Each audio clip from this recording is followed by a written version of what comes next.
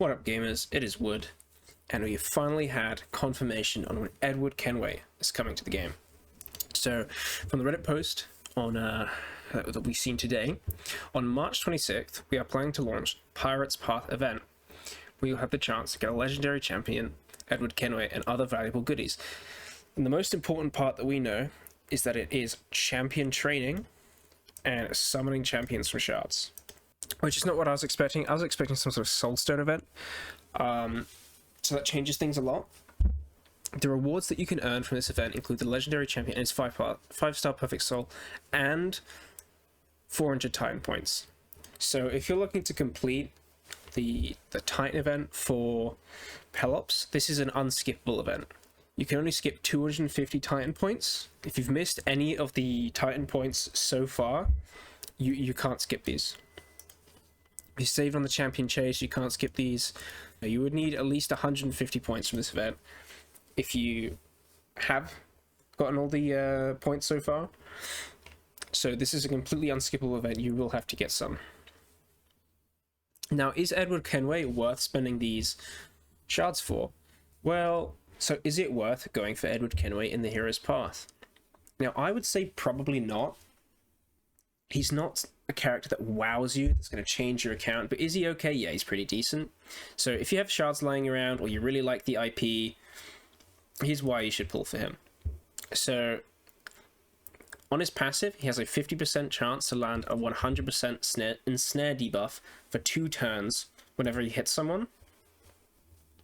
And why is that relevant? Well, his A2, attack all enemies 2 times. First hit steals all buffs from all enemies and decreases the enemy's turn meter by 20%.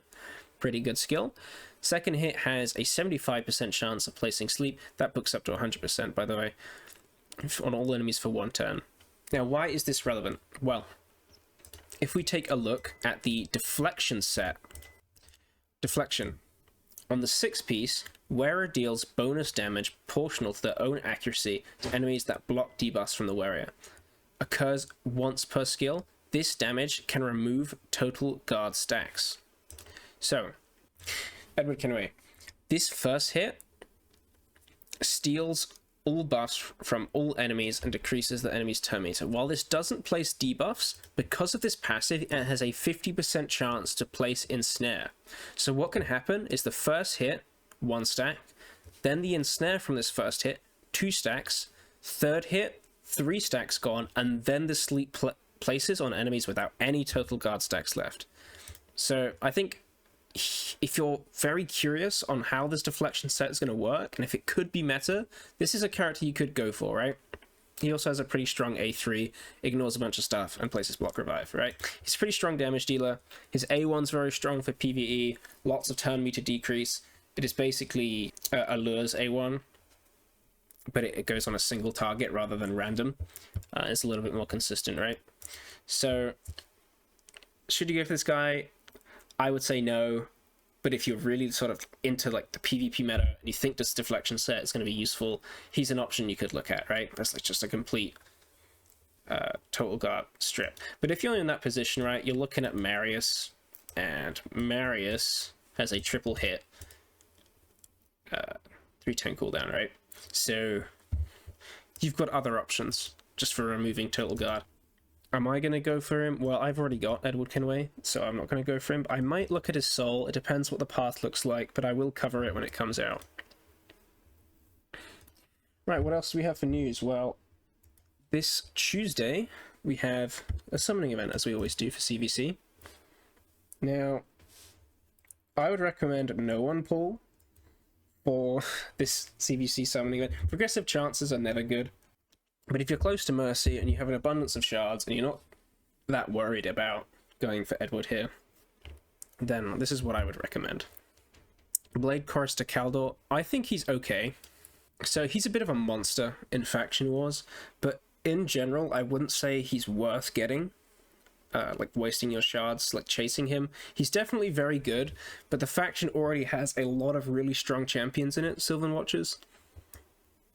He's basically just a damaged beast. Lots of CC on his A1.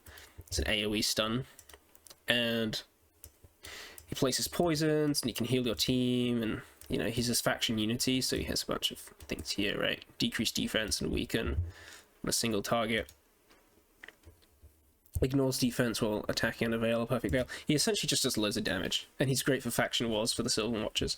But I mean, we look at, you know, we look at this. We've got Elva, Glycad, Firol, Podrick. Like, there's so many good champions in the Sylvan Watchers. That is he worth chasing? Probably not. I mean, you look at the epics, right? We've got Creodan, he's great. Dithie is amazing. Pan is actually okay and underrated. Nia's a great support. Diana's a great DPS champ. You know, Cormac sucks. Don't look at him. But, you know, we've got a lot of really strong champions in this faction, even in the epics. So I don't think he's worth chasing. But I would put him as a pretty strong champion. Now, Vestel, I won't cover her kit because we'll be here forever. But Vestel's just a really strong PvP champ. She's essentially Gjorgid 2.0. Does massive damage, ignores a bunch of stuff. She might be worth chasing. I would place her higher than Blade Chorister there.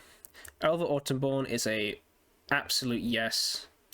I don't have her, but she's ridiculously strong in most PvE content, and she's underrated in PvP too. So she's a very good support champion. Speed aura, turn meter boost, healing, block debuffs, veil, all the things you need. Podrick is a bit underrated. I would say he's actually stronger than Vestel, more useful widely. He's got the ally attack. He brings buffs for every single champion on the team, and specifically buffs that they want, right? Your defense, he gives your defense-based champions increased defense. He gives your attack champions increased attack. Your supports, I think they get increased accuracy or something. But essentially, he's just really strong, and he's underrated in PvP too, similar to Elva. I think you'll find use for this guy pretty much everywhere in the game.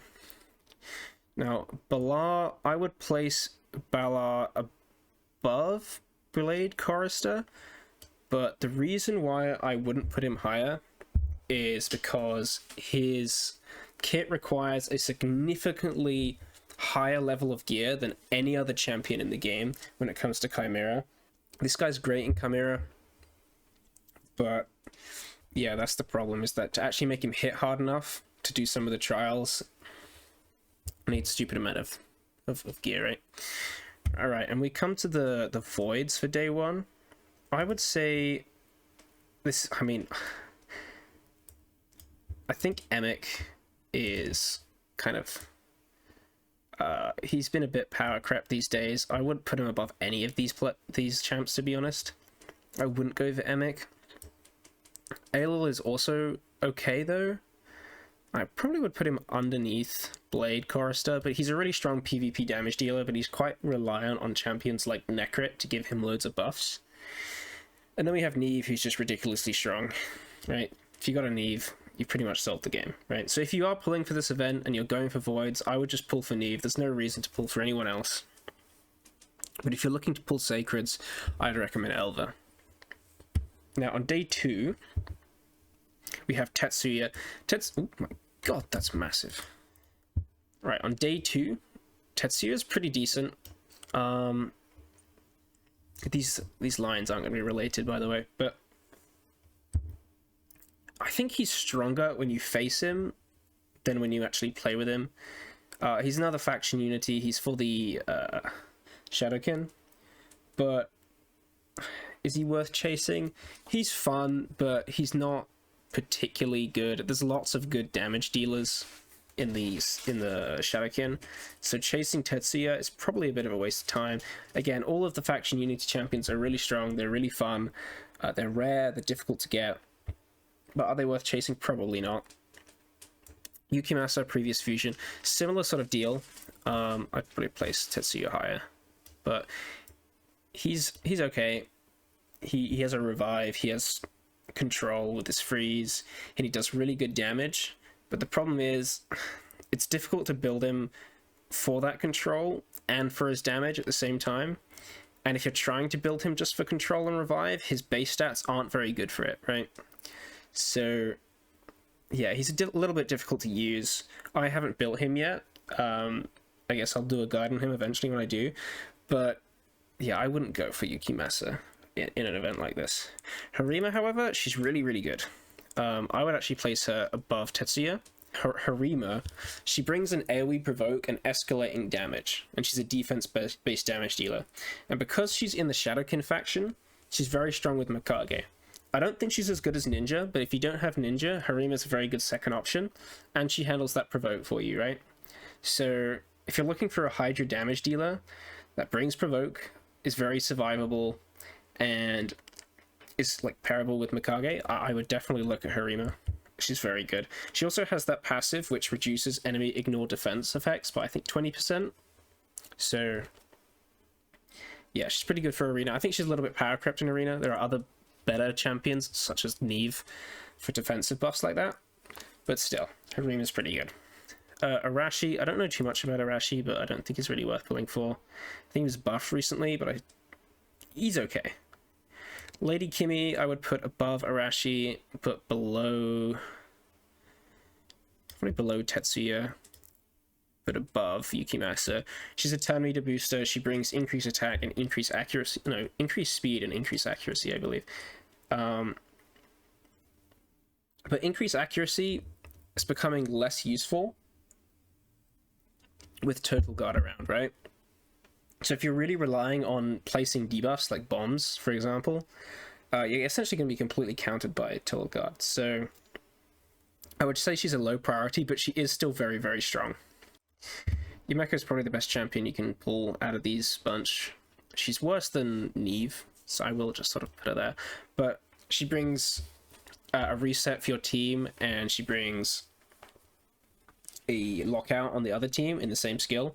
But primarily, Yumeko is like one of the best champions ever for these sort of end game teams, like, you know, Titus teams and Trunda teams and whatever you have it. That reset is really strong, and the main thing that's strong about it is that her reset can also be reset herself. There's no other champion in the game that this works for. Yumeko is the only champion in the game that has a skill reset that can be reset itself by other resets. So not only is she pretty decent in Arena, she's also like one of the core pieces for a lot of PvE content. Riho is pretty good. I would put her below Yumeko and below Neve, but if you have Yumeko, this is the next one to pull for. She's a great support. She brings like a ton of debuffs. She's really strong for, like, you know, fast kill teams and for Chimera, where you need loads of debuffs. She brings like 5 debuffs on the same skill. And she brings healing as well. So she's pretty strong. I would look at Riho if you don't have her, and you do have Yumeko. And Jingwon, the funny thing is, I just pulled him. So I can talk a bit about that guy. Hello, this is Wood from the future. While editing this video, I realized I didn't really cover Jingwon properly. I sort of had some misconceptions on what this character really does, so I'm re-recording this part. Initially, I thought this guy was a damage dealer, but now that I review his kit, I really think he's more of a support champ, right? So his A1 is a single target stun, transfers all debuffs from this champion to the target. It's a good A1, 50% chance of the stun, which is a high land rate for an A1 stun.